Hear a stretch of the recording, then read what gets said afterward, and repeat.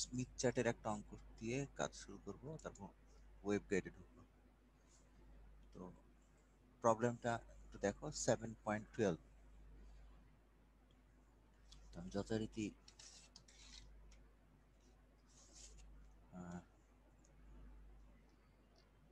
7.12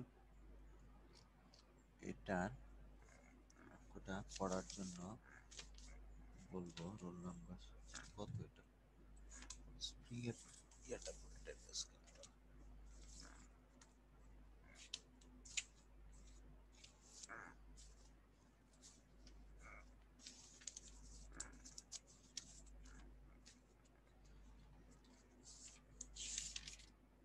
roll number 2 তারিখে তো মনে হয় তোমাদের কুইজ হলো। আজকে হচ্ছে 4 তারিখ। রোল নাম্বার 1 আছো? নাই। 13,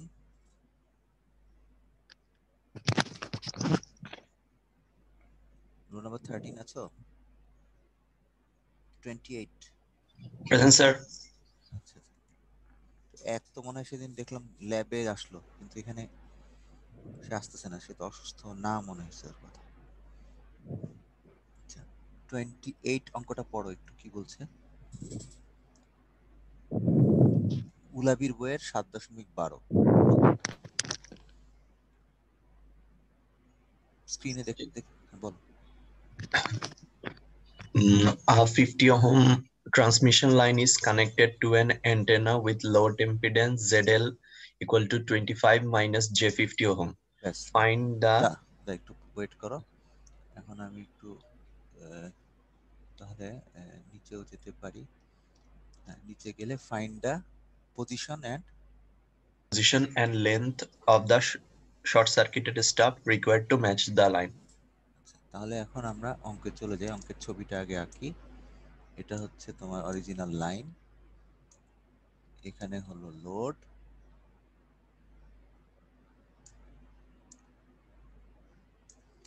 আর এখানে হলো স্টাব।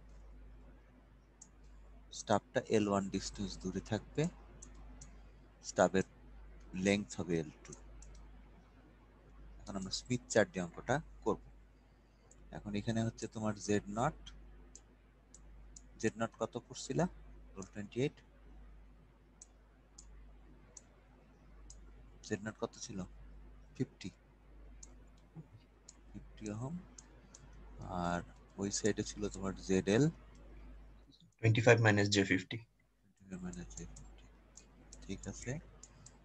এখন আমাকে তোমার কাজ শেষ, এবার আরেকজনকে জিজ্ঞেস করবো। 25 মাইনাস J50,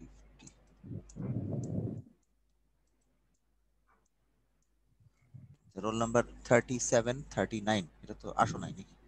ইয়েস স্যার, কে তুমি? 37 স্যার। 37 আমাকে বলো প্রথম কাজে যদি অ্যাডমিটেন্স চার্ট হিসেবে স্মিথ চার্ট ইউজ করি এবং এই ধরনের প্রবলেম সলভ করি, তার প্রথম কাজটা কি? স্যার প্রথমে আগে ইম্পিডেন্সটা মেজার করতে হবে। ইম্পিডেন্স তো দেওয়াই আছে 25 মাইনাস J50। স্যার ওটা তো 25 মাইনাস J50 তো ZL এর মান স্যার, হুম, লোডের। হ্যাঁ, তো তুমি কি বের করতে চাও? স্যার নর্মালাইজ লোড ইম্পিডেন্সটা বের করতে হবে sir, ZL by Z naught. আর স্মিথ চার্টকে অ্যাডমিটেন্স চার্ট হিসেবে ইউজ করবা, তো তাহলে ZL বের করলে হবে?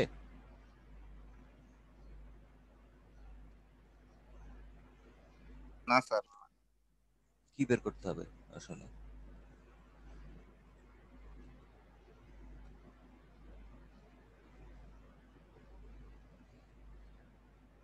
তোমার কথা আমি রাখলাম যে তুমি যেটা চাইছো সেটা নর্মালাইজটা বের করো, ঠিক আছে, কিন্তু আসলে এটা প্রথম টার্গেট আগে আরেকটা কাজ, মানে এটা আসলে মূল টার্গেট ছিল না। আচ্ছা দেখ, 25 minus J50 divided by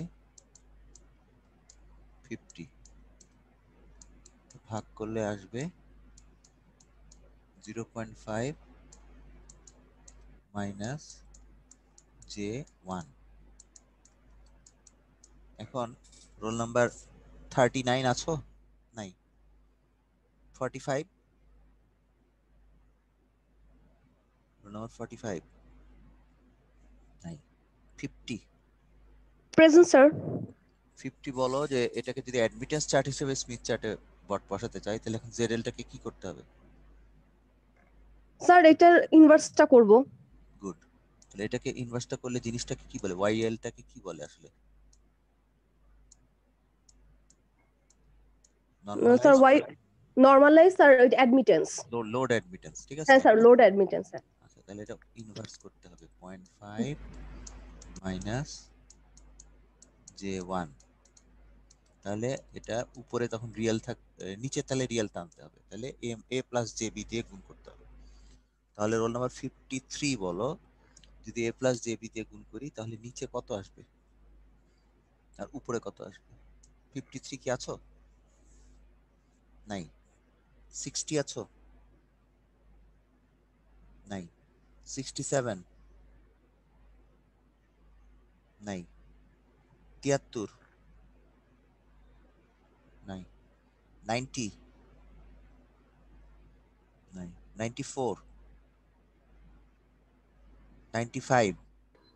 Yes, sir, 95. আচ্ছা 95 বলো, এটাকে যদি উপরে কি আসবে? 0.5 So 0.5 plus J1 আর নিচে হবে 0.5 square minus J1 whole square. পুরোটাকে আমি এবার হ্যাঁ, ওটা একটু করে আমাকে বলো কত আসে। এটা হচ্ছে a square plus b square, তাই না? মানে j স্কয়ার তো প্লাস হয়ে যাবে তাহলে। আচ্ছা, তো নিচে আসবে 0.25 plus 1. 1.25, তাই না? হ্যাঁ, 1.25 আসবে নিচে। এটা ভাগ করলে তাহলে কত আসে ওয়াইল নরমালাইজড? হ্যাঁ, 5 plus divided by 1.25. So 0.4 plus 0.8 I. Yeah, sorry, J.8. ঠিক আছে। তাহলে আমাদের অ্যাডমিটেন্স সার্কেলে এই দুইটা জিনিস টার্ম বের করতে হবে, 0.4 আর 0.8। তাহলে আমরা স্মিথ চার্টে যদি চলে যাই, এখানে উঠাই দিই এই অ্যানোটেট উঠালাম। এখন স্মিথ তাহলে এটা 0.4 আর 0.8 এটা মনে রেখো। এখন আমরা স্মিথ চার্টে চলে যাচ্ছি। এখন রোল নাম্বার 97 আসে নাই। আরমান? Yes, sir. 106 আরমান? জি স্যার। আচ্ছা, এখানে 0.4 কোনটা বলো? 97 আছে স্যার। 97 কে? স্যার আমি স্যার। আচ্ছা 97 বলো। এই 0.4 আর 0.8 হলে কোথায় বসবে?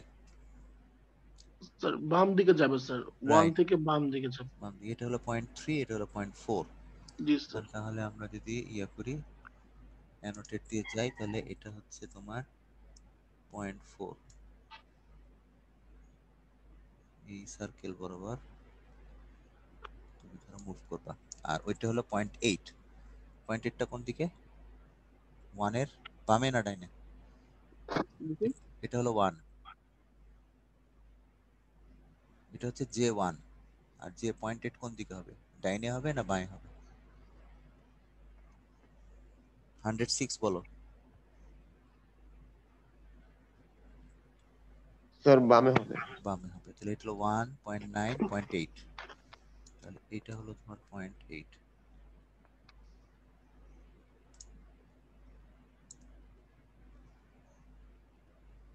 মনে করো এই জায়গায় কাট করছে, তাহলে this is your load point এবং this is your Y L normalised.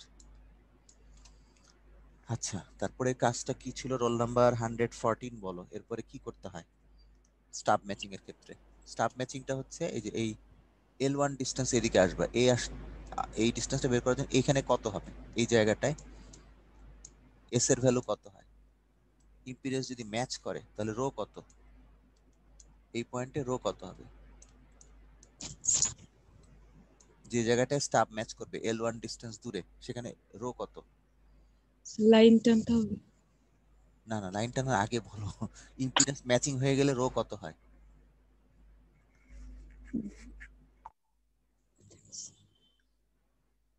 119 বলো, রো কত হয়?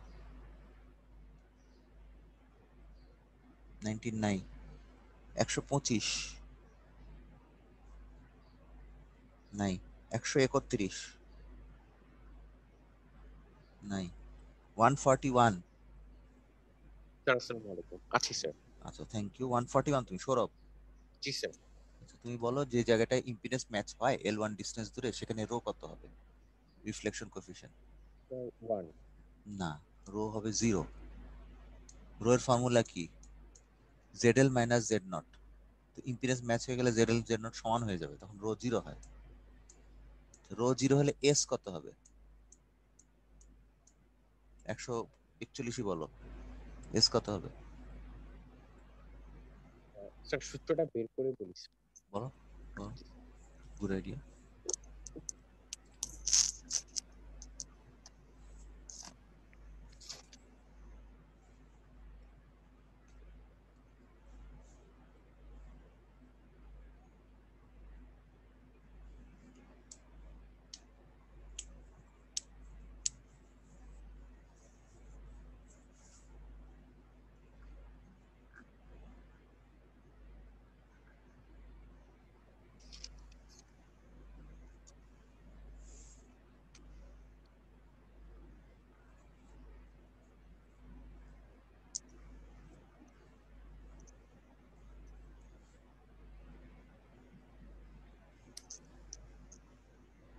তিরিশ সেকেন্ড। স্যার স্যার সূত্রটা পাচ্ছি না, তবে 1 হবে মনে হচ্ছে। এটা 1 হবে আসলে। আচ্ছা রো যদি S1 হবে যে এই পয়েন্টে, সেই পয়েন্টে আমরা জানি S টা হচ্ছে একটা রিয়েল ভ্যালু। এই জায়গায় কনস্ট্যান্ট S সার্কেল যেগুলো আছে তার মধ্যে 1 সার্কেল হচ্ছে যেটা, সেটা দিয়ে যাবে তোমার এখানে 1 দিয়ে যাবে আর কি। S টা S হচ্ছে 1 হচ্ছে এখানে, এটা হলো তোমার S1 এই পয়েন্টটা, এই পয়েন্টে হচ্ছে 1। তাহলে যে জায়গায় ইম্পিডেন্স ম্যাচিং হবে সেটা S is equal to 1 circle দিয়ে যাবে, এরকম যাবে। আচ্ছা তুমি পাইছো লোড এখানে, এখন রোল নাম্বার 150 আসো।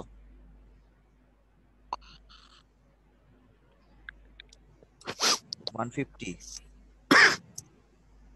159 152 Answer. 152। ওই তোমার এক বন্ধু বলছিল স্ট্রেট লাইন করতে। স্ট্রেট লাইনটা এই এই অরিজিন থেকে কোথায়, কোন দিকে করবো, এটার দিকে করবো না এটার দিকে করবো? সব লোড লাইনে দিয়ে হবে। Right, very good. তাহলে লোড পর্যন্ত আমরা একটা স্ট্রেট লাইন আঁকবো। আমি স্ট্রেট লাইনটাকে আমার পরে লাগতে পারে এই জন্য বাড়ায়ও দিলাম, ঠিক আছে। আচ্ছা এরপরের কাজ হচ্ছে তোমার কম্পাসের উপর হাত দিতে হবে। কম্পাস দিয়ে কাজটা হচ্ছে এই লোড থেকে আমরা লোড পয়েন্টের এখানে দেখতে পাচ্ছ এই জায়গাটায় হচ্ছে পয়েন্ট এই 0.11 আর 12 মাঝামাঝি কোথাও আছে এই লাইনটা, ঠিক আছে। মানে 0.15 টাইপ বা 12 এরকম হবে। 12 না, 0.115 বা 112 এরকম কোথাও জায়গা আছে। সেখান থেকে তুমি লোড থেকে কোন দিকে যাচ্ছ, এদিকে যাওয়া মানে এদিকে যাওয়া মানে কোন দিকে যাওয়া, ক্লকওয়াইজ না অ্যান্টি ক্লকওয়াইজ? ক্লকওয়াইজ। ক্লকওয়াইজ যাবো, তার মানে আমরা এখান থেকে এদিকে ক্লকওয়াইজ যেতে হবে। ক্লকওয়াইজ কত দূর যাব, যে পর্যন্ত যাব সেখানে গিয়ে S ইজ ইকুয়াল টু 1 হতে হবে। তাহলে S ইজ ইকুয়াল টু 1 সার্কেলকে কাট করতে হবে, দ্যাট ইজ দিস পয়েন্ট। এটাকে কোথায় কাট করে সেটা হচ্ছে তোমার এখন পয়েন্ট অফ ইন্টারেস্ট। তাহলে আমরা এখন তো আমাদের তো হাতে জুমের কোনো কম্পাসের সিস্টেম দেখছি না, আছে কম্পাস? মনে হয় না, কম্পাস কম্পাস কোথাও দেখতেছি না। থাকলে পরে আমাকে শিখাই দিও, এখন জানি না। তাহলে এখান থেকে এটা রেডিয়াস ধরে, এই রেডিয়াসটা হচ্ছে তোমার কত আঙ্গুল, 1 আঙ্গুল 2 আঙ্গুল 4 আঙ্গুল মতো, 4 আঙ্গুল মতো একটা লাইন টানি তাহলে আমি 1 সার্কেল পর্যন্ত। তাহলে একটা কাজ ইয়ার কাজ হতে পারে, কম্পাসের কাজ হতে পারে। এই লাইন বরাবর 2 আঙ্গুল আর এদিকে হচ্ছে 4 আঙ্গুল।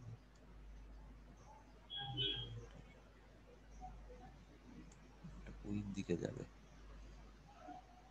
1 সার্কেলকে কাট করবে এমন জায়গায়, তাই না? 1 2 কাট করতে হলে আরেকটু এদিকে যেতে হবে, 2 এরকম কোনো জায়গায় আমি পাইছি যেখানে কাট করতে পারে। এটা হচ্ছে আমার অ্যাপ্রক্সিমেশন, ভুল হতে পারে। এখানে আবার একটু লাইনটা ভুল টানছি, ইরেজ করি, ড্রতে যাই, স্ট্রেট লাইন টানি। আচ্ছা তাহলে আমি যেটা বুঝছি, আমার ভুল হতে পারে, এটা এখান থেকে সার্কেল ধরলে এই পয়েন্ট গেলে রেডিয়াসটা সেম হবে আর কি। এখানে একটা পয়েন্ট পাবো যে পয়েন্টটা জি ইজ ইকুয়াল টু, এখানে কিন্তু জি ইজ ইকুয়াল টু 1 সার্কেলকে কাট করছে। তাহলে আমরা এখান থেকে এই ডিস্টেন্স গেছি, তো অরিজিনাল ছিল 0.1 সরি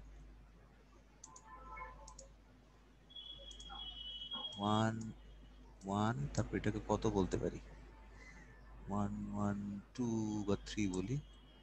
সেখান থেকে সে গেছে এখানে, এটা হচ্ছে 0.1, এটা কত 0.2 0.19 0.18 0.17 0.175 পর্যন্ত গেছে। তাহলে 175 এটা যদি বিয়োগ করি, ক্যালকুলেশনে আমার হিসাবে আসতেছে এটা 113 175, তারপর এটা 2, এটা 6, এটা হলো যা আছে তাই 0.06 ল্যামডা মতো হচ্ছে, 0.6 ল্যামডা মতো আমার হিসাবে। এটা যদি ক্লকওয়াইজ যায়, এখানে কিন্তু তোমার জি ইজ ইকুয়াল টু 1 সার্কেলকে আবার আরেকটা জায়গায় ছেদ করবে, সেটা হচ্ছে নিচের দিকে। এটা যদি তুমি রেডিয়াস ধরে আঁকো, এখানেও কিন্তু একটা জি ইজ ইকুয়াল টু 1 সার্কেলকে সে কাট করবে। ওরা কোন জায়গাটাকে ধরছে সেটা হচ্ছে ব্যাপার। এই জায়গাটাও হতে পারে, এই জায়গাটা হলে ডিস্টেন্সটা হবে এখান থেকে 0.11 থেকে এখানে যদি আবার লাইন টানো এই পর্যন্ত 0.27282931 পর্যন্ত, 31 থেকে যদি ওটা বিয়োগ করো তাহলে 0.2 ল্যামডাও হতে পারে।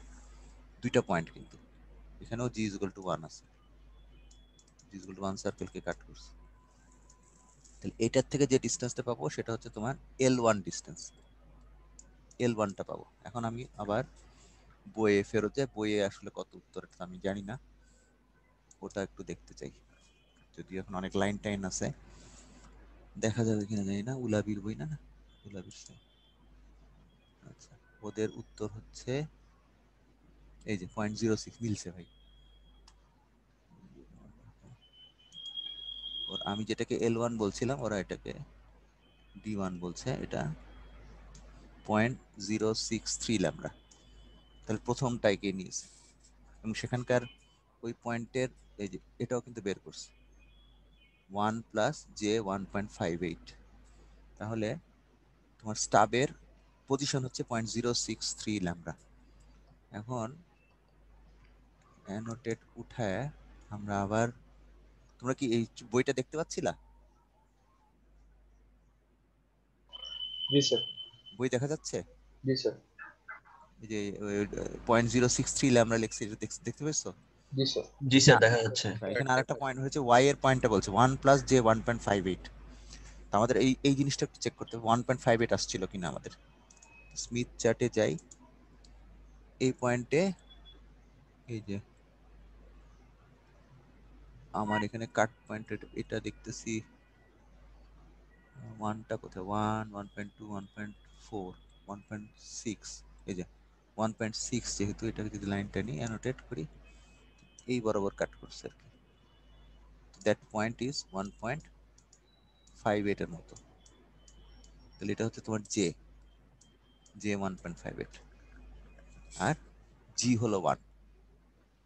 তাহলে যে পয়েন্টে তোমার ইম্পিডেন্স ম্যাচ করছে এই পয়েন্টের রিয়েল ভ্যালুটা হচ্ছে 1, মানে 1, আর ইমাজিনারি পার্টটা হচ্ছে 1.58। এখন আমরা যে অঙ্কগুলো র্যামোর বই থেকে গতদিন করলাম, তখন যেটা করা হয়েছে 1.58টাকে ইয়াতে কনভার্ট করা হয়েছে, 50 ওহম দিয়ে গুণ করা, 50 ওহম না, যে এই জিনিসটা এটা তো আমরা হিসাব করি নাই, 0.02 হবে 50-র উল্টাটা 0.02, এটা দিয়ে অপারেট করে আমরা আসল ওয়াইটা বের করছি। এবং যে জায়গাটায় ম্যাচিং হবে সেটা হচ্ছে এটা ঠিক ইনভার্স হবে। এদিকে যদি 0.175 পর্যন্ত যায়, এদিকেও 0.42 পর্যন্ত যাবে সে, মানে 0.17 প্লাস 0.25, সেখানে ইম্পিডেন্স ম্যাচিং হবে। আর যদি তোমার স্টাবের ইম্পিডেন্স এই জেড নটটা ছাড়া এটা যদি স্টাবের ইম্পিডেন্সটা আবার জেড নট প্রাইম হতো, তখন আবার আমার আসল ইম্পিডেন্সটা বের করতে হতো। তো আমরা এখন দেখি এটা আসলে ওরা কোনটা করছে, মানে এটা দিয়ে এটা করা হচ্ছে শুধু এই লেন্থটা বের করার জন্য। স্টাবের লেন্থের ওই প্রান্তে যে লোডটা সেটা হচ্ছে 0, তার মানে এখানে ইমাজিনারি পার্ট, তার মানে এই 1.58 এর জন্য যে ইমাজিনারি পার্ট সেটাকে ক্যান্সেল আউট করবে। ঠিক আছে, একটা হচ্ছে জি ইকুয়াল টু 1 এ আসতে হবে, এ দিয়ে লেন্থ পজিশন পাবো, আর হচ্ছে ওই দিকের ইমাজিনারি পার্ট 1.5 এরটাকে ক্যান্সেল আউট করতে হবে। ক্যান্সেল আউট করলে আমরা স্টাবের লেন্থটা পাবো। তো ক্যান্সেল আউটটা এই 1.5 এর মানে এটা এই এখানকার যে পজিশনটা ইয়ার, সেই পজিশন থেকে এদিকে যত দূর গেছে ঠিক এদিক থেকে তত দূর যাবে, কারণ এই পয়েন্টটা হচ্ছে তোমার ওই জেড এল ইনফিনিটির পয়েন্ট। তো জেড এল ইনফিনিটি পয়েন্ট যদি এটা হয়, এটা থেকে কোন দিকে যাচ্ছি, জেনারেটরের দিকে যাচ্ছি, এটা লোড জেনারেটরের দিকে যাচ্ছি, তাহলে এখান থেকে আমার জেনারেটরের দিকে আবার ক্লকওয়াইজ যেতে হবে। ক্লকওয়াইজ কত দূর যাব, এখানে যত দূর ইমাজিনারি পার্ট ছিল ঠিক তত দূর যাব, যদি ট্রান্সমিশন লাইনের ইম্পিডেন্স আর স্টাবের ইম্পিডেন্স সেম হয়। আর যদি সেম না হয়, তখন আসল ইম্পিডেন্সে কনভার্ট করে স্টাবের ইম্পিডেন্স দিয়ে বা অ্যাডমিটেন্স দিয়ে ভাগ করে আমরা আসল পয়েন্টটা বের করব। তো এখন আমাদের এই অঙ্কে মনে হচ্ছে আমার যা ইয়েই আছে, এই দুজনের ইম্পিডেন্স সেম আছে। তো কাজে আমরা আবার উলাবির বইতে যাই, ওরা এখন ইয়েটা কি বের করছে দেখি। এখানে বের করছে যে এটা 1.58 মাইনাস হবে, তার মানে 1.58 মাইনাস মানে তোমার কি এই দুজনের ইম্পিডেন্স সেম। বইটা দেখা যাচ্ছে? জি স্যার। আচ্ছা, 1.58টা তোমার লোডের থেকে আসছিল, আর স্টাফ থেকে যদি -1.58ই আসে, তাহলে ওই জায়গাটা দুজন একজনকে ক্যান্সেল করে দিবে। ক্যান্সেল করে দেওয়া মানে তোমার টোটাল ইয়েটা G1 আসবে। 1 আসা মানে ওখানে S ইকুয়াল টু 1 আসবে, তার মানে রো ইকুয়াল টু 0 আসবে, তার মানে ইম্পিডেন্স ম্যাচ হবে, যা স্টাফ ম্যাচিং উদ্দেশ্য ছিল। তাহলে এখন আমরা আবার বইয়ে স্মিথ চার্টে যাই। তাহলে এখানে তোমার ছিল 0.175, আমি বলছিলাম এই জায়গাটা, এটা যদি আমি দেখাই, এই জায়গাটাকে বলছিলাম 0.175, এই পয়েন্টটা ছিল 0.175 এই জায়গায়। তাহলে এদিকেও 1.58 যেতে হলে 1.58 কোনটা, 1.58টাকে বের করতে হবে তোমার। সেই জন্য আমাকে বোধহয় ক্লিয়ার অল ড্রয়িং করে দিই। তাহলে এখন আমরা অ্যানোটেট উঠায় নিচে যাই, এখানে আমার এই পয়েন্ট থেকে এখানে আবার অ্যানোটেটে যাই, এই পয়েন্ট থেকে আসতে হবে, এখান থেকে লাইন টানতে হবে কত পর্যন্ত 1.58। আচ্ছা 1.58 যেতে হলে 1.58টাকে বের করো, এটা হলো 1.2 1.4 1.6, 1.58 এখানে কোথাও হবে, 1.58 এই বরাবর যাবে। আর তোমার এখান থেকে কত দূর যাবা, 1.5 পর্যন্ত যাবা, কিন্তু ওখানে ওইটা ছিল এই যে 1 সার্কেলটা, আর ওই দিকের একটা 1.58 ছিল। 1.5টা কত নাম্বার সার্কেল এটা তো মনে নাই, এটা যদি 1 হয় 1.2 1.4 1.6, তাহলে এখানে কোথাও 1.58 ছিল মনে হয়। তাহলে এখান থেকে লাইন নিয়ে এত দূর আমরা টানছিলাম। তাহলে এখন আমরা এটাকে নিয়ে এখানেও যাব 1.58 পর্যন্ত, এটাকে নিয়ে যদি সার্কেল আঁকো, এখানে দেখতে হবে 1.58 কোথায় গেছে, এরকম কোন একটা জায়গায় আসলে ওই 1. ওখানে যেমন 0.25 ছিল ঠিক ততটুকু যাবে আর কি, 0.25 এটা, তার সাথে তোমার 0.175 যোগ হবে, প্লাস 0.175 হবে। তো যোগ যদি করো সেটা হবে, এটা হচ্ছে 0.26, তাহলে যোগফলটা হবে 0.425। তাহলে এটা যোগ করলে যে এখানে 26, সেটা হচ্ছে 27 28 29 3 31 32 34 35 36। আচ্ছা এটাকে আমি ঠিক বলতেছি, 0.175 হবে, মনে হয় এখানে একটা ভুল বলতেছি আমি, 0.175 তো হবে না, আমি ভুল বলছি। 0.175 হচ্ছিল এখান থেকে, 0.175 থেকে 0.25 এর ডিস্টেন্সটা হবে, ভুল হয়েছে এখানে। 0.25 মাইনাস 0.175 কত সেটা আগে বের করতে হবে, ঠিক ওই পরিমাণ ডিস্টেন্স যাবে। এই ডিস্টেন্সটা হচ্ছে 0.075, তাহলে এখানে 0.075 যেতে হবে 0.25 এর সাথে, তাহলে এটা হবে 0.325 হবে। তাহলে এটা হচ্ছে 3, এই যে 272829331325 এরকম কোথাও জায়গা হবে মানে, এরকম জায়গায় তোমার লাইনটা আসলে ওইটার থেকে ইম্পিডেন্সটা পাওয়া যায় মানে। তার আমার কনসেপশনে কিছু কম মিল দেখতেছি মনে হয়, তার আবার 500 বন্ধ করি, আমি দেখি ওদের বইয়ে কি করছে।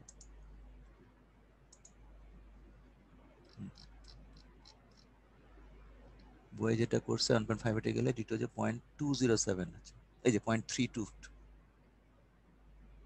ঠিক আছে?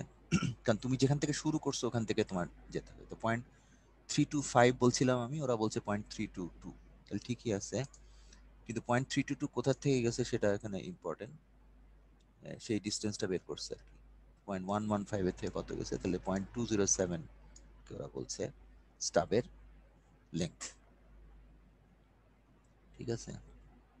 ওরা এখান থেকে বি আর ডি এর মধ্যে ডিস্টেন্স বের করছে, আমি দেখাই অ্যানোটেড। এটা ছিল তোমার বি থেকে ডি পর্যন্ত গেছে আর কি। মানে লোড থেকে, এটা মানে ভুল করছে, লোড থেকে কেন হবে, এটা হবে যে পয়েন্টে তুমি পাইছিলা 1 পাইছিলা ওই পয়েন্ট থেকে হবে, ওই ডিস্টেন্সটা হবে। এখানে একটু কর্মিল আছে ওদের উত্তর। তুমি যদি র্যামোর বইয়ের এক্সাম্পলটা আবার দেখি, আমি এগুলো সব ক্লিয়ার অল রাইট করে দিই। আচ্ছা, র্যামোর এটা কত 396 ছিল, এটা ক্লিয়ার অল রাইট অ্যানোটেড মুছে দেই, 396 ছিল তাই না? তাহলে র্যামোর বই চ্যাপ্টার 5 এর যে অঙ্কটা আমরা কতদিন করছিলাম,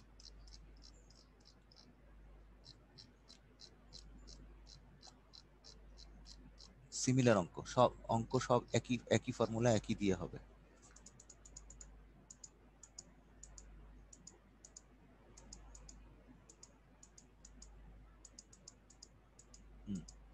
স্মিথ চার্টের যে অঙ্কটা আমরা করছিলাম, এটা না মনে হয়, হ্যাঁ এটা নাকি এ বি, না D1 D2 দিয়ে বোধহয় ছিল এটা, হ্যাঁ D1 D2।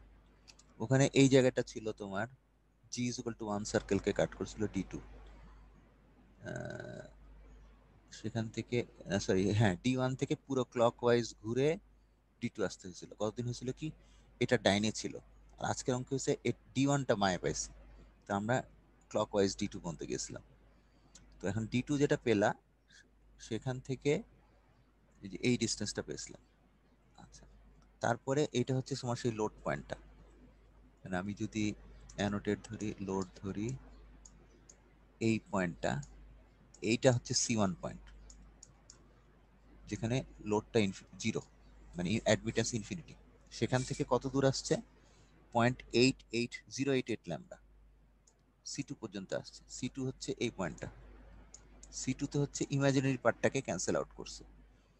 তো ইমাজিনারি পার্টের তো একটা ভ্যালু ছিল, সেই ভ্যালুটা এখানে মনে হয় 1.61 ছিল কতদিন ইমাজিনারিটা। তো আজকে সেই ইমাজিনারি ভ্যালুটা কত হয়েছে, 0.58 বোধ হয়, নাকি 1.58, না শুধু 0.58 বোধ হয়। তাহলে এই সমস্ত কোনো জায়গায় হয়েছে তাই না? এটা হচ্ছে 1, এটা হচ্ছে 2, তখন 0.58 এইদিকে কোথাও হবে। আমি আবার স্যার 1.58 আজকে কি 1.58 আসছিল? জি স্যার। তাহলে তো এদিকে হবে। এদিকে যদি হয় তাহলে তো তোমার না স্যার ডানেই হবে কেন না, মানে কনস্ট্যান্ট ও এক্স সার্কেল তো এদিকে। 1.58 তো এদিকে, হ্যাঁ এটা হবে তাই না? এটা না 1.58 এখানে হবে। এটা যদি 1 হয়, এটা যদি 2 হয়, তাহলে 1.58 এরকম কোনো জায়গায় হবে। এই লাইনটা যদি টানো এবং সেটা এখানে C1 থেকে যদি ধরো, তাহলে কত ল্যামডা হয় সেটা হিসাব করা হয়েছে। তো সেক্ষেত্রে তোমাদের উলাবির বইতে আবার যদি যাই, অ্যানোটেট করে উলাবির বইতে যদি যাই, ওখানে 1.5 এর জন্য 0.207 ল্যামডা বলছে, এখানে 0.322 পর্যন্ত গেছে আর কি, 322 পর্যন্ত গেছে, 115 থেকে শুরু হয়েছে। আচ্ছা, distance between B and D বলছে, আরো আছে নাকি দেখি। কই গেল এখানে এই অঙ্কের বাকি অংশ কই? এখানে শেষ। আচ্ছা D2 টা যে point distance between B and D, the distance between B and D D2 and the distance E and G is L2, এই তো E and G হচ্ছে L2 0.41 ল্যামডা বলছে। E থেকে G পর্যন্ত গেছে, E হচ্ছে ওদের, ইটা কোথায়? ই তো দেখতেছি না কোথাও, এই যে এখানে নাকি?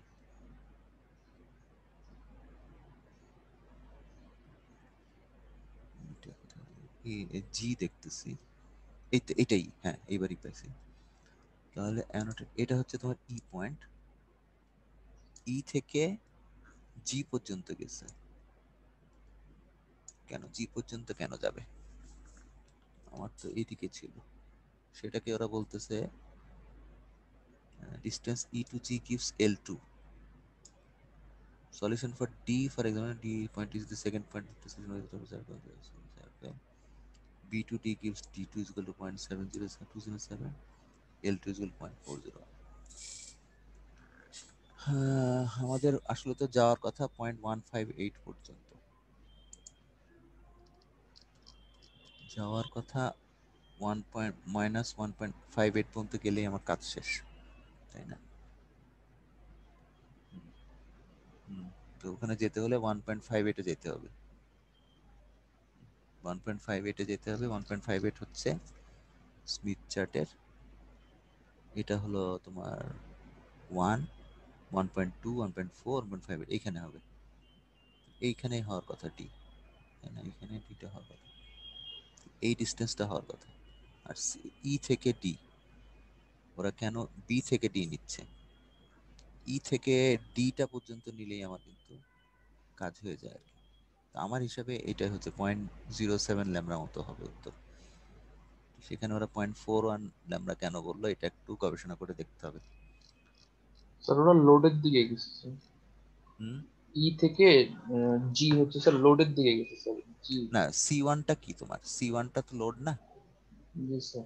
তো C1টা তো এটা এই পয়েন্টটা C1, মানে C1 মানে ই আর কি এদের। তো আমাদের এই পয়েন্টটা তো লোড, লোড থেকে, এবং লোড থেকে আমি যদি এদিকে আসি এখানে এসে মাইনাসটা পাবো, এখান থেকে এখানে মাইনাস গেলে আমার লেন্থটা তো হচ্ছে এখানে -1.58 পাবো। 1.58 পেতে হলে আমাকে এই ডিস্টেন্স যেতে হবে, এখানে 1.58 যেখানে কাট করছে সেই পয়েন্টটাই হবে তোমার। আমার হিসাবে এটাই হবে। আর তুমি যেটা বলতেছো যে ওরা কোথার থেকে লোডের দিকে গেছে, মানে স্যার ওরা জেনারেটর থেকে লোডের দিকে গেছে, ই জি হচ্ছে উপরে স্যার, দেখেন স্যার এই যে না জি মানে জেনারেটর না, কিন্তু জি না একটা মানে জেনারেটরের দিকে, মানে লোডের দিকে গেছে স্যার ওরা, ওখান থেকে ওরা 0.2241 ল্যাম্ডা বের না এদিকে গেছে বলতে চাচ্ছ? ও আচ্ছা বুঝছি। করছে। তার মানে একটু কনসেপ্ট অনেক গোলমাল আছে, কারণ আমার তো আসলে স্টাবের লেংথ বের করতে হবে। তো লেংথটা তো C1 আর C2 ডিস্টেন্সটাই, তাই না? আমরা যদি জেনারেটর থেকে লোডে যাই তাহলে তো হবে না। আর এখানে যে আমরা এই পয়েন্টটা পাইছি ই পয়েন্টটাই হচ্ছে তোমার শর্ট সার্কিট স্টাবের লোড, দ্যাট ইজ ইনফিনিটি। তো সেখান থেকে তোমার তো এদিকে আসতে হবে, এদিকে আসা মানে কি জেনারেটরের দিকে যাওয়া, তার মানে ক্লকওয়াইজ আসতে হবে। তো ক্লকওয়াইজ গিয়ে আমি 0.07 সামথিং পাইছি, আর ওদের হিসাবে যে 0.5 থেকে 0.07 বাদ দিলে তোমার ওই যে ওদের হিসাবটা আসে 0.41 ল্যাম্বাটা আসে। কিন্তু লেংথ বের করতে হলে তো আমাকে এইটুকু বের করতে হবে, কাজে এখানে 0.07 ল্যাম্বাটাই উত্তর হওয়া উচিত। ওরা যেটাকে বলতেছে এই যে পয়েন্ট হয়ে গেল, এটা না এর পরের পৃষ্ঠা না, হ্যাঁ যেখানে বলতেছে এটা না, তো কোথায় গ্রাফের মধ্যেই বলছে, হ্যাঁ বলছে 0.41 ল্যাম্বা। সেখানে আমার কথা হচ্ছে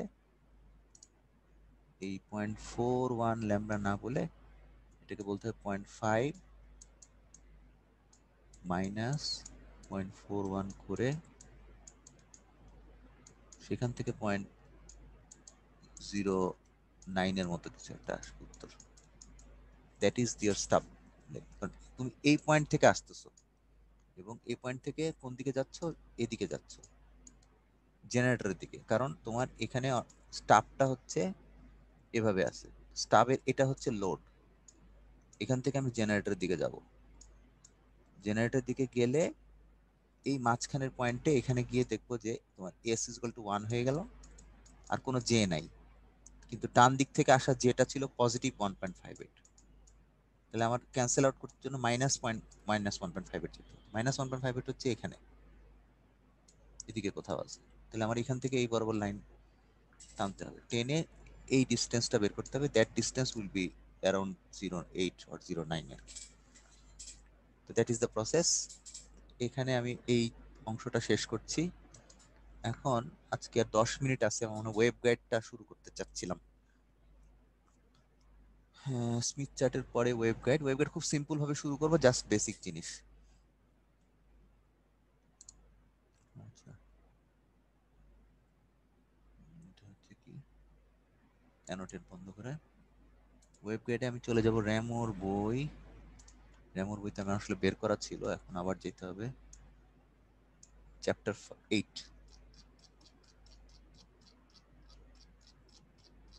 র্যামোর বই তোমাদের আছে অলরেডি, আমি গিফট দিছি। তো এখানে চ্যাপ্টারটা হচ্ছে web guides with cylindrical conducting boundaries etcetera rectangular হবে, চ্যাপ্টার 8 র্যামোর। এখানে কিছু কথাবার্তা আছে, কিছু ইকুয়েশন আছে। তো এখানে আসার আগে আমাকে ফার্স্টে একটা পাওয়ার পয়েন্ট ফাইলকে ইয়াতে কনভার্ট করছিলাম, পিডিএফ, এটা তোমাদের দিব। তাহলে এটা হচ্ছে সংজ্ঞা হিসেবে শেখার জন্য ইন্টারনেট থেকে পাওয়া একটা পাওয়ার পয়েন্ট ফাইল, সেটাকে পিডিএফ এ কনভার্ট করা। তো এখানে বলতেছে ওয়েব গাইডস হচ্ছে পাইপ থ্রু হুইচ ওয়েভ প্রপাগেটস, এবং এটা রেক্টাঙ্গুলার শেপ হতে পারে, সার্কুলার হতে পারে, এলিপ্টিক্যাল হতে পারে, ক্যান বি রিজিড আর ফ্লেক্সিবল। আর তোমাদের ল্যাবের এক্সপেরিমেন্ট আমরা দেখাইছি, কাজে এই জিনিসটা ক্লিয়ার। তারপরেও বলি, এর চারিদিকে, ওয়েব গাইডের চারিদিকে তোমার মেটাল থাকে, আর মাঝখানে এখানে থাকে ডাইইলেকট্রিক।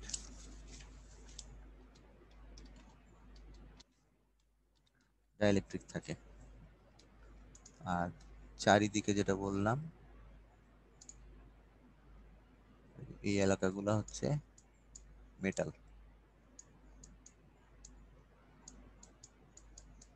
ঠিক আছে, এখন এই শেপটা তোমার রেক্টাঙ্গুলার, এখানে যেটা দেখানো হলো রেক্টাঙ্গুলার শেপ। এখন তোমার ওয়েব গাইড কিন্তু সিলিন্ড্রিক্যাল, সার্কুলার বলছে কিন্তু সিলিন্ড্রিক্যাল হতে পারে, চারিদিকে মেটাল, এরকম ভাবে একটা শেপ চলে গেছে। এটা কি সিলিন্ড্রিক্যাল হইলো? এটা তো হইলো না।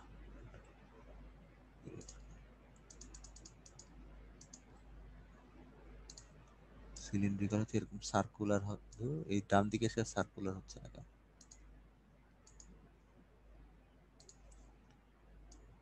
এরকম একটা সার্কুলার শেপ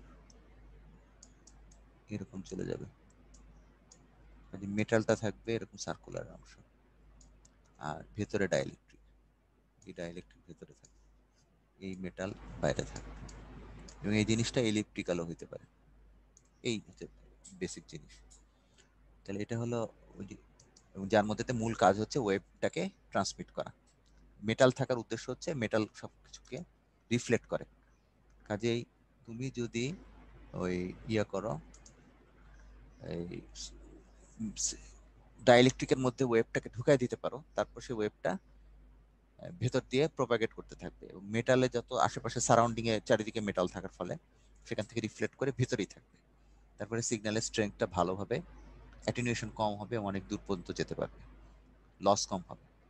আচ্ছা, এখন ওয়েব গাইডস এর পরের লাইনে বলা হয়েছে, পরের স্লাইডে, যে রেক্টাঙ্গুলারের ছবি দিছে, সিলিন্ড্রিক্যাল সার্কুলারের ছবি দিছে, এলিপ্টিক্যালের ছবি দিয়েছে। তারপরে আছে যে waves can propagate in various ways. তো time taken to move down the guide varies with mode. তো এখানে ওয়েভ গাইড মোডের সংজ্ঞা দেওয়া আছে, each mode has a cut off frequency below which it cannot propagate. Wave গাইডের মধ্যে দিয়ে কোন কোন মোড প্রপাগেট করবে সেটা ডেফিনিশন আছে। পার্টিকুলার কিছু মোড খালি প্রপাগেট করবে, এবং সেটা ডিপেন্ড করবে ওয়েভ গাইডের ডাইমেনশনের উপর। একটু আগে দেখাইলাম যে ওয়েভ গাইডটা যদি এরকম ডাইমেনশন হয়, এদিকে এ এদিকে বি, ল্যাবে করানো হয়েছিল, তো এই ডাইমেনশনের জন্য পার্টিকুলার কিছু ইন্টিজার ভ্যালু জন্য তোমার দেখা যাবে তোমার ওয়েভটা প্রপাগেট করতেছে, অন্যান্য ক্ষেত্রে ওয়েভ প্রপাগেট করতে পারে। প্রত্যেকটা ইন্টিজারের ভ্যালুর জন্য একটা করে কাট অফ ফ্রিকোয়েন্সি থাকবে, f1 f2 এরকম। তো ওই কাট অফ ফ্রিকোয়েন্সির আগে এবং পরে এটা আগে প্রপাগেট করবে না, আগে অ্যাটেনুয়েটেড হয়ে যাবে, আর ওই কাট অফ ফ্রিকোয়েন্সি বেশি হয়ে গেলে ওয়েভটা প্রপাগেট করবে। তো এটা ডিপেন্ড করবে তোমার এ আর বি ডাইমেনশনের উপর, আর যদি সিলিন্ড্রিক্যাল হয় তখনও কিছু ডাইমেনশনের উপর ডিপেন্ড করবে। এদের মধ্যে সবচেয়ে লোয়েস্ট কাট অফ ফ্রিকোয়েন্সিটাকে বলা হবে dominant mode.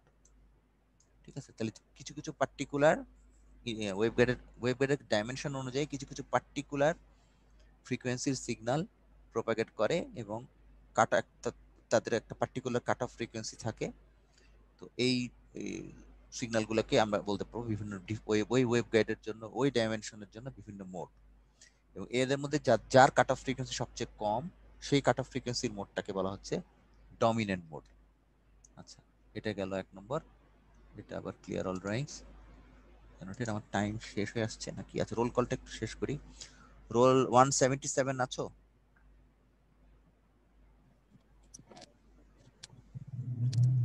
180, 160? Yes, sir. 160 Mahmudur নবী? জি স্যার। আচ্ছা, 184, present sir. 185? Yes, sir. Sorry, 185 কে অনেকক্ষণ বসায় রাখলাম। 186 আহমেদ আলী খান? 192? Yes, sir. 199? তারপর 205? 205ও নাই, আজকে প্রচুর অ্যাবসেন্ট। স্যার 45 208 নাই? স্যার ইয়েস স্যার 208 208 আছে, আবার 45ও আছে। ঠিক আছে, 45 কে প্রেজেন্ট দিলাম। স্যার আসসালামু আলাইকুম স্যার। দাঁড়াও শেষ করি, 125 একবার শেষ করি তারপর আসো, পরে বলো। আচ্ছা, এটা হচ্ছে 2-2 তোমাদের পরীক্ষা হয়েছে, আজকে হলো 3-2। আচ্ছা, রোল নাম্বার 82 মোস্তফা মহসিন নাই, ফিরোজ রহমান নাই, দীপ শাহরিয়ার নাই, বাইজিদ বোস্তামি নাই, পরে আহমেদ মঞ্জুরুল নাই, ইন্দ্রজিৎ, মাইনুল, ফাহাদ, রাশেদ শাহরিয়ার, ইমামুল হক? ইয়েস স্যার, রাশেদ শাহরিয়ার আছে স্যার। রাশেদ শাহরিয়ার আছে, ইমামুল হক, ঐশী বড়ুয়া? ঐশী বড়ুয়া নাই। ঠিক আছে, তাহলে এখন বাকি থাকলো যে পরে কে কে আসছো বলো। স্যার 90 নম্বর 13 স্যার। আচ্ছা, আমি একটু একটা একটা করে বলি, তোমার বলো আসলে। 1 আছো? 13? জি স্যার 13। আচ্ছা, তারপর বলতেছি 39, তারপরে হচ্ছে 53, 60, 67, 73, 90, ইয়েস স্যার। 94, yes sir. 95? এই 95 আছে, হ্যাঁ। আচ্ছা, রোল নাম্বার 119? 97 স্যার। 97 তো আগের থেকেই আসো। আচ্ছা, 119 নাই, 125 আসছো বললা না? Yes sir. আচ্ছা, 131, 150,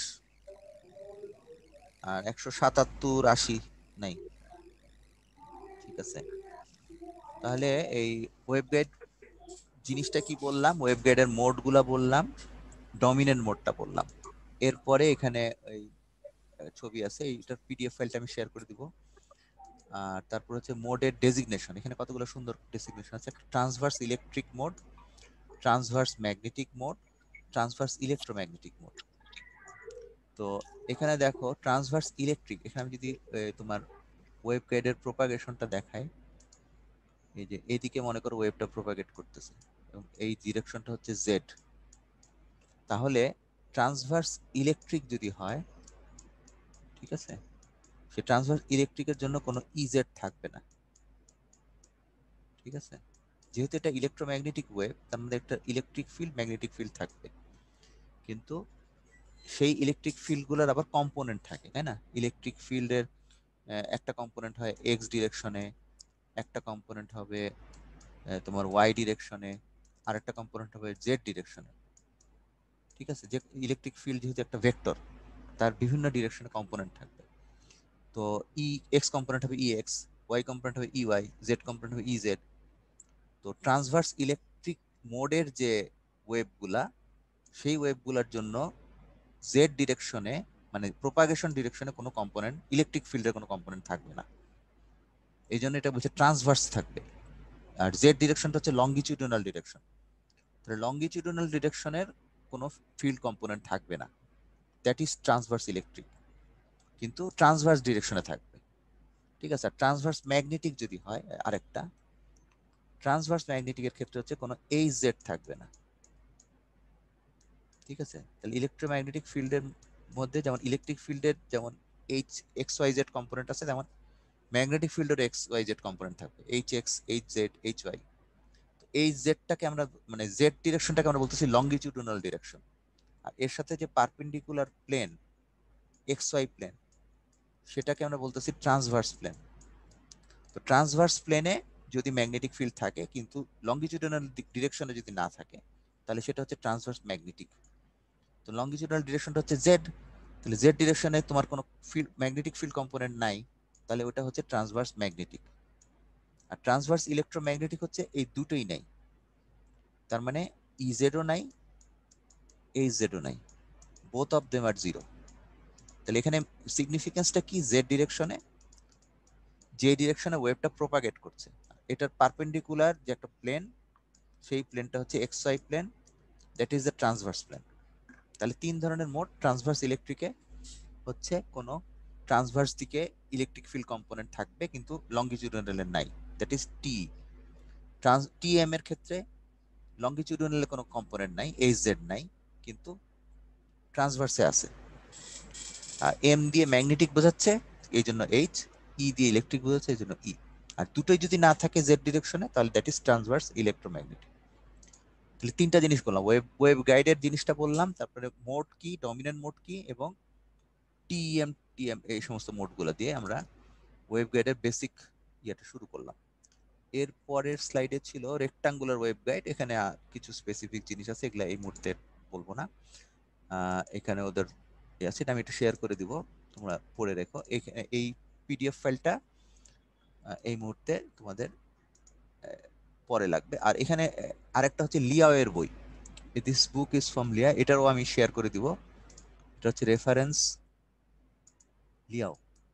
এখানে কিছু ডিরাইভেশন আছে, তোমাদের মিড টার্মে যদি তোমাদের মানে কাজ টাজ না থাকে, তাহলে একটু পড়াশোনা যদি করতে চাও, তাহলে এখানে লিয়ার বই থেকে এটা পড়ে ফেলতে পারো। ওয়েব গাইডে আছে, এখানে কিছু ইকুয়েশন ডিরাইভ করছে। আমি এটা আগামী রবিবার, মানে এই রবিবারের পরের রবিবার, এখান থেকে আমাদের ওয়েব গাইড শুরু করব এই লিয়ার বইয়ের ডিরাইভেশনটা থেকে। লিয়ার বইটা এবং এই পিডিএফটা, সরি পাওয়ার পয়েন্টের করেসপন্ডিং পিডিএফটা আমি শেয়ার করে দিব ক্লাসরুমে। তো আজকে এখানে তাহলে শেষ করছি, তাহলে মিড টার্মের পরে দেখা হবে ইনশাল্লাহ। রাখলাম, শেষ করলাম। আসসালামু আলাইকুম। আসসালামু আলাইকুম।